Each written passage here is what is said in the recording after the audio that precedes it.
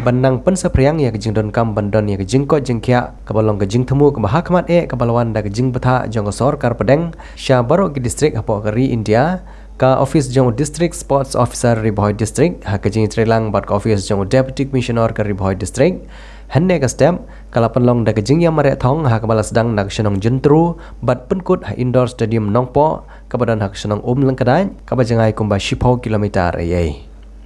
Kani kejing ya marathon kabala tip kum ka Fit India Run ya kabala pli pai ba adau menteri ramba gari India nadu ka arpo khandai terik unaila rajar khat khandai kalong ban pensapriang ya ka kubor halor kejing kordor jong kejing ko jingkhia ha kamet ka phat bat ha masaj bakoj kamet ka phat kan chong suk gari India baro kawai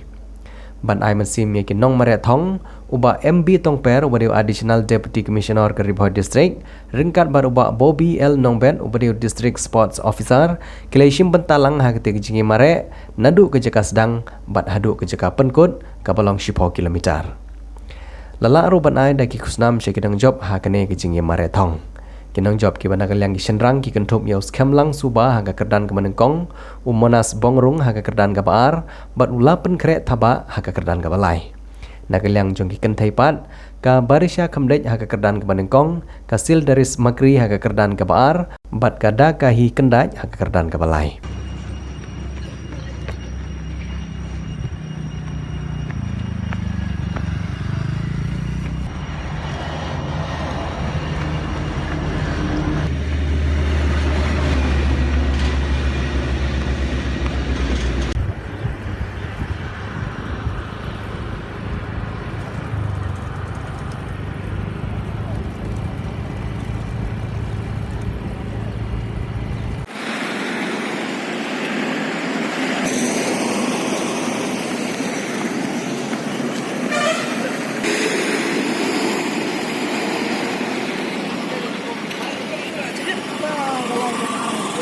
Fit, healthy citizens make up for a great nation.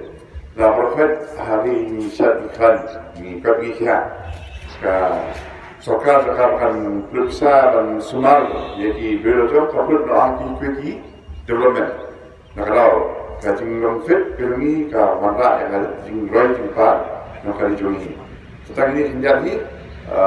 all the best pergi nomor ya Prophet. Polisi boleh pak, polisi sih baik organize. Indiaran today nanti ni ka semua ni ka kecaplet semua, mengikum ki beliau, kumawai kumanga maki, batui ki beliau ni apa suatu apa fitness program kama di instansi mana lagi, berkunjung ni encourage jadi Bajing Basram, penjuru Parmacan, penjuru di Kota Projo, bahwa di India juga di promote encourage bangin hapan di fitness seriously, ya pun singkira jaga mereka paham kamtam bangin dia fitness kan, dan juga kuat kemudian untuk itu untuk smart posting berpenang dari sini karena di bawah long fit for all, fit for everybody. Everybody has to work.